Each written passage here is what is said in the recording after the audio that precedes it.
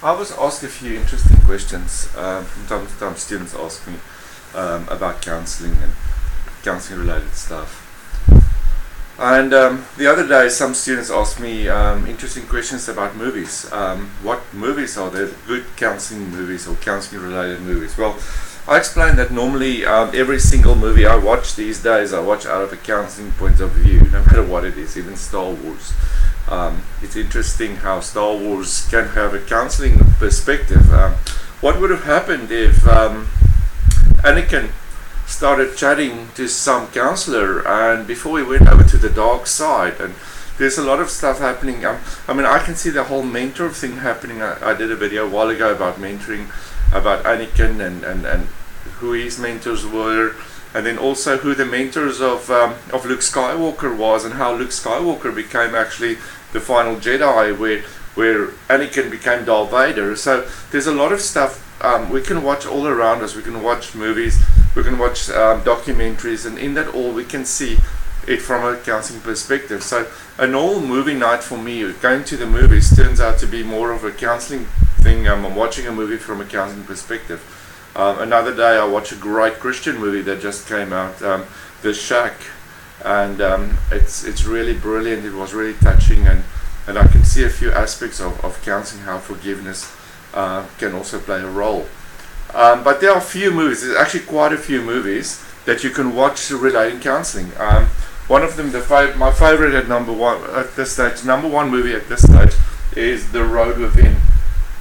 This movie is about three kids. They are in an institution. The one suffers from OCD. If you look on the cover, that's the guy with the gloves. Then the girl suffers from anorexia, and then the other guy, he's got Tourette's. The only bad thing about the movie is it's not a good movie to watch with your kids. There's heaps and heaps of swearing. It's actually, unfortunately, normally I would say in a movie that there's no need to swear in a movie, but this one is actually, it's part of it. That is what Tourette's does.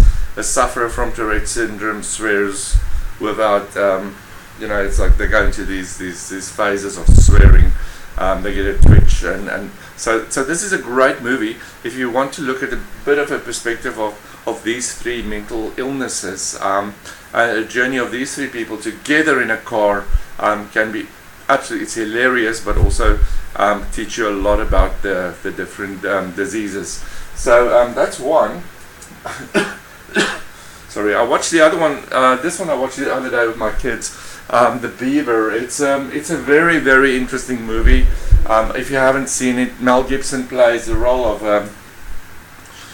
He's an executive person. He goes into a depression, a very, very bad depression, more a chronic depression or a bipolar. He can't operate anymore, and then one day he picks up this beaver hand puppet in the trash, and he starts talking through the beaver. So the beaver became actually sort of an externalization, almost a bit like narrative therapy happening here in a way. And he talks through the beaver, and the beaver became sort of his alter ego. It's a great movie watching from a counseling perspective. So the Beaver is a good one. Then there is Good Will Hunting, one of my favorites, number two. It was always number one, but now it's like been kicked off from number one by The Road Within. Awesome movie. Not Mel Gibson. Good Will Hunting, a true story actually. But Robin Williams is brilliant as the psychologist. He's more a counselor than a psychologist actually in the movie, although he is a psychologist. It's brilliant how he actually journeys with Good Will Hunting, how he is actually going on this journey with the kid. And it's also interesting how in the beginning this Will Hunting's got a brilliant mind. He can outsmart every single psychologist, every single counselor, and it's quite funny also to see that. And then also how actually there's a great point of actually breakthrough in this. Also, it's interesting to watch this movie also from a point of ethical. From an ethical point of view. Robin Williams sometimes goes beyond the ethical, beyond the boundaries. It's good to identify these things from a counselor point of view. Alright, then we have quite an old movie. You normally can't find it in the shops anymore. You can probably get it from eBay or somewhere else. I got a copy actually from the library. So Gold Coast Libraries, or wherever you are, libraries probably can have a copy. It's quite an old movie. It's a guy's journey with his coach. His coach is suffering from a disease, not long to live, and then he makes an appointment, and every Tuesday he goes and he meets his coach and they have conversations. It's deep conversations. It's a really, really good movie. It's really a sad movie, but yeah, if you are in a bit of a sad mood, and it's a good movie to watch. We actually watched it at uni, and we actually had to do a paper on this one. There's also, if you can't get hold of the movie, there's also a book. It was originally a book, Tuesdays with Maury. You can read the book too. I highly recommend this. It's just it will just enrich your counselling career. Rain Man, awesome movie. Academy Awards. Rain Man. We have Dustin Hoffman, who actually got an Oscar for this one, where he plays the role of someone with autism. It's an explanation a bit of an autistic man, how they operate, how they're not good with change, how everything needs to be in order, no surprises. Awesome movie if you want to look more into autism and the autistic, how an autistic person operates. He plays the brilliant role. Apparently he stayed in an institution where autistic people were in preparation for this movie, and he plays it brilliant. So good movie. Story of Us. Story about relationships, marriage relationships. If you want to focus on counseling relationships, marriages, this is a good one to watch.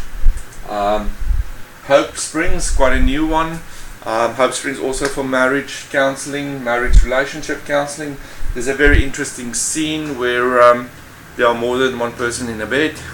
The counselor explains that when you go to counseling, especially when you're in a relationship, there's a few people talking. I think I've mentioned it before in a workshop. There's more than one person in the room. So he comes to the room, but in his mind he's also got his parents, his mom and dad speaking, and she comes to the room with also her parents speaking. And they actually showed live in the movie where they were lying in bed, and then suddenly his mom and dad appear, and then suddenly her mom and dad appear, and they're all talking to each other. It's a bit of a chaotic scene, but it explains that concept of more than one person in the room, or more than one person in the counseling room. So this is a good movie if you can get your hands on it. It's quite new. Inside Out, a children's movie. I really enjoyed watching this movie. It's about the different characters in our head. One is anger, one is love, one is patience, one is friendliness, and that's just going on in what's going on in our minds. It's actually just good to actually have a bit of a view of the different characters, the different emotions. Also, it feels like a bit watching a bit of narrative therapy where there's externalization happening. Inside Out, good movie. Great movie to watch with your kids actually, because it's a cartoon, it's from Disney. Pixar movie, brilliant movie. And then we have quite an old movie now, girl that lived in the bush all her life, had no contact with human beings, and then suddenly she was found, and she was found by Liam Neeson, and he acts as a therapist and working with her, and in the process of changing her from being a person with no contact to people to someone more acceptable with people, able to communicate. Excellent movie. Alright, and then the number one for counselors.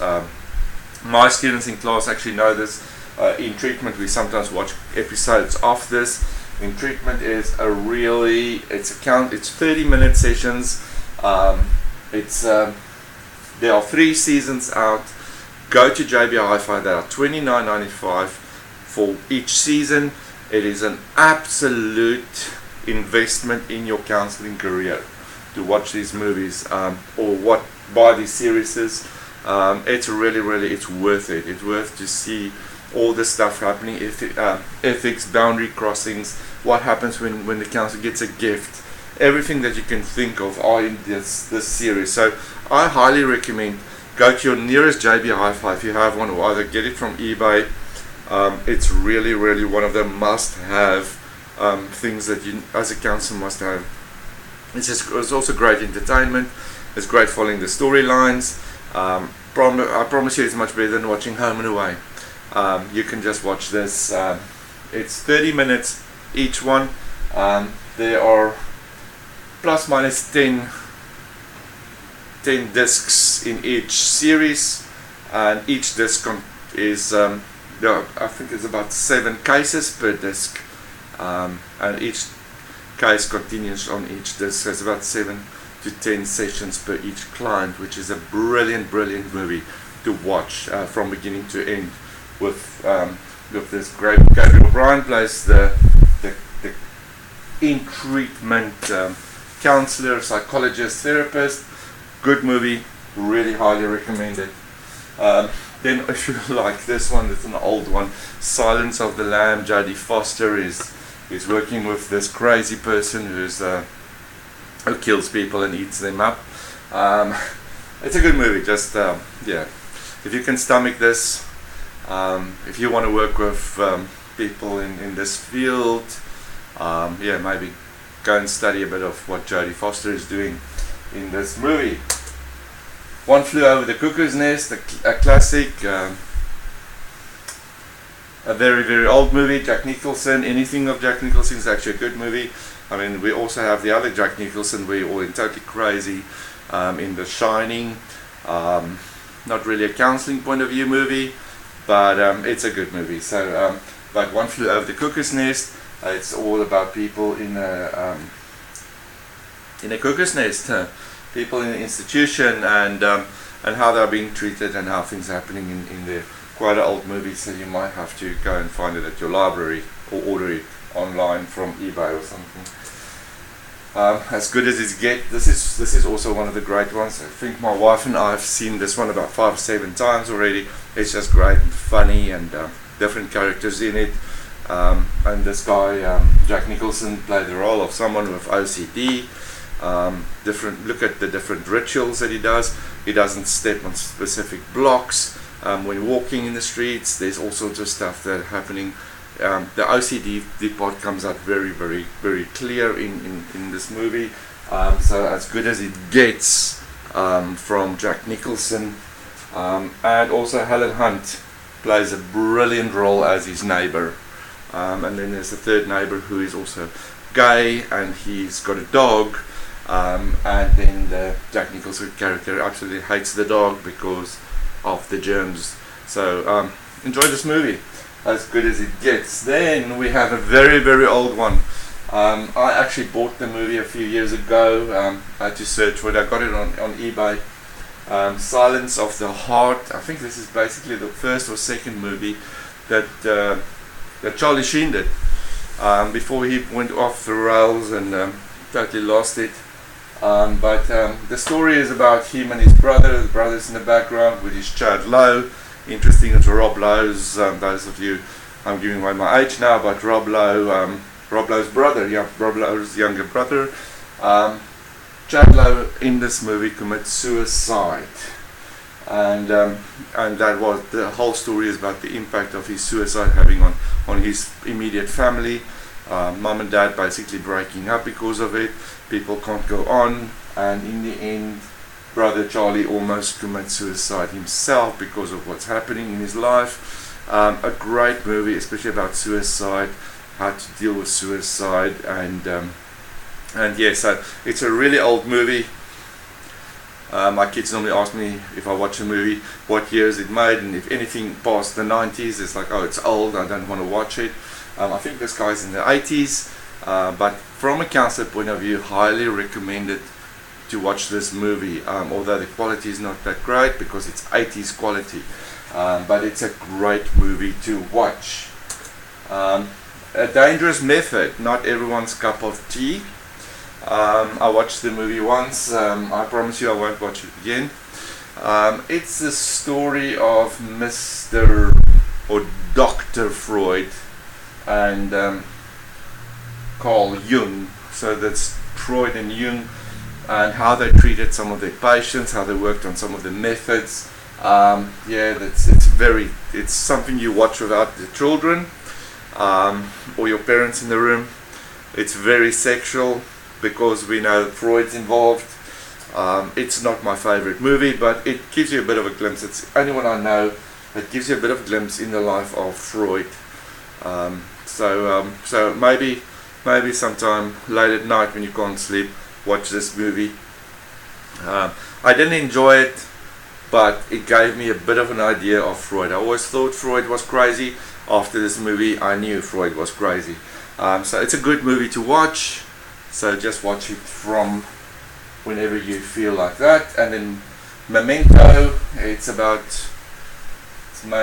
Australian movie actually. It's about a guy that's got he's actually got memory loss, and every day he makes notes on his legs, so of what he needs to remember for the next day or stuff that happened, or not actually notes on his legs. He actually made specific important stuff actually tattooed on him. Memento, bit of a darkish type of movie, but it's something good to watch. A Beautiful Mind, Russell Crowe, the true story he's also autistic. This guy's a math genius. It's interesting that in the movie he also not only autistic, but he also has a bit of a issue of schizophrenia, and he's got hallucinations. And in the movie, at one stage, he meets a very important person, which is his idol, and his son was next to him, and he asked his son the question, is this real or am I imagining it? It's a powerful movie.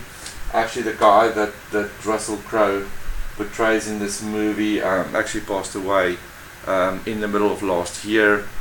This guy was an absolute mathematical genius. So A Brilliant Mind, always a good movie to watch when it gets to watching something about mental health issues. And also this guy actually flowed with his mental health issue. It didn't put him back, but he actually flowed with it.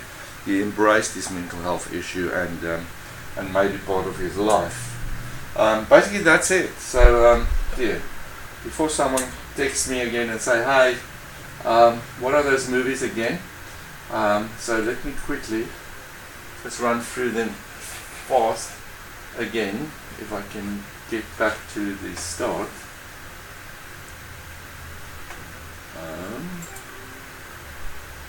And transition, slideshow, because sometimes it went too fast. So the first movie, The Road Within.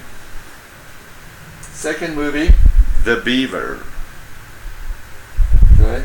Third movie, Good Will Hunting. I actually think everyone in counselling needs to own Good Will Hunting. Tuesdays with Maury, an old movie but a goodie. Rain Man, Dustin Hoffman. The Story of Us. Hope Springs. Inside Out. Nell. In Treatment, you must own this one too. Get it in your collection. Silence of the Lambs, if you're up to it. One Flew Over the Cuckoo's Nest, Jack Nicholson. As Good as It Gets. You can't lose. You can't. It might be a good idea just to have As Good as It Gets also in your collection. It's a brilliant movie anyway. Silence of the Heart, the one that you need to search for, about suicide and the consequences of suicide and how that can actually ruin one person's suicide can ruin a family. Sometimes it might be a good idea to show this movie to someone that's thinking about suicide.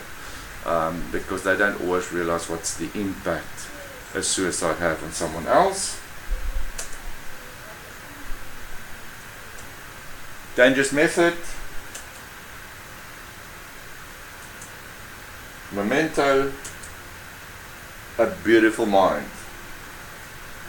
Those are some of the movies that I recommend, and yeah, you're welcome to, on the bottom of this video, add some comments of movies that you think might also work well. You can add them to also get into the habit of, when you watch a movie from a counselor's point of view, although not all of you have to do that, because you just never enjoy a movie anymore in the sense of just enjoying a movie, because I just watch every single movie from the point of a counselor's mind, and what on earth will I do with these people if they were my clients. So but that's part of the job. If you live it, breathe it, it will come out in everything you do.